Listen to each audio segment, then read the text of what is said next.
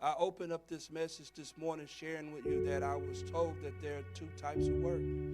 There's the work of the church, which is polishing the inside, making the people ready. So, and then there's the work of the church, which is going out in the community, going out in the world and evangelizing and sharing Jesus Christ, reaching people and teaching people to reach people. But I always admired my pastor's approach because he said, we got to get the people in here right. We got to get the people in here right so these people can be mature.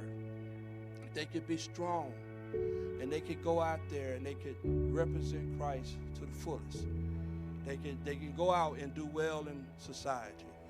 Their lights will be bright and it will shine bright and the world will see them, and there's no way that their witness can be denied.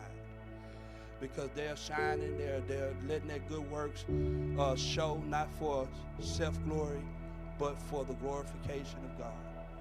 They're living the life and they're doing the work and they're caring for people.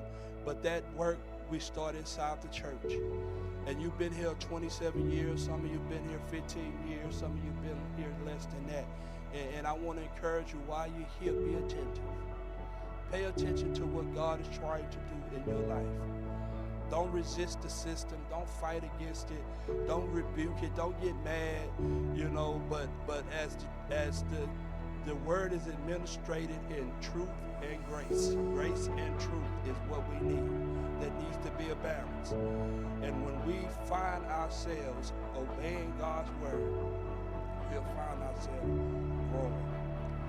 And the whole purpose of us being here is to grow.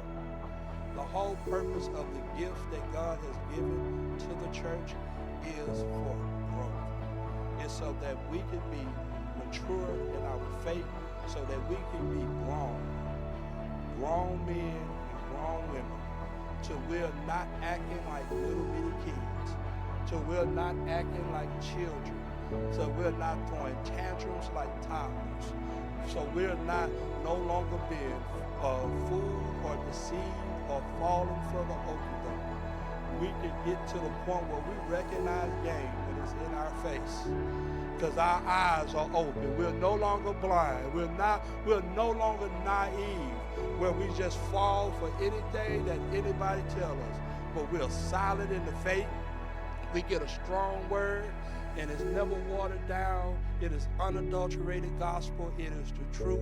It is not sugar-coated. It is not preached to you to your comfortability. It is not to just say what you want to hear.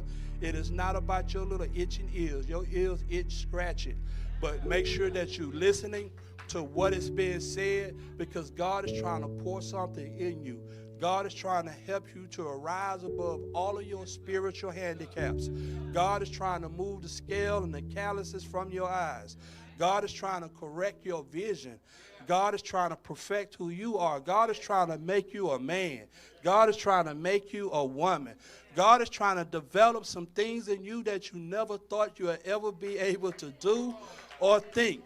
I'm trying to tell you, if you want to work in the church, you need to be working for the goal of maturity. You ought to get up every Sunday morning, get yourself dressed, put your wig on, put your suit on, whatever you do, get dressed, whether you casual or you got your three-piece suit on. But whatever you do, know that you're getting here because you want to grow up.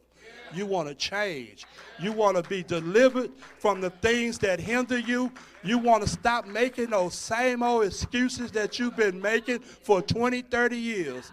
You want to stop coattailing off mama and daddy and grandparents. Stop crumbing off of their religion and get Jesus for yourself, because you are distinctive. Yeah, we all are together, but when you get before God, they're not going to be standing with you. You're going to be by yourself, and you're going to have to answer to God for yourself.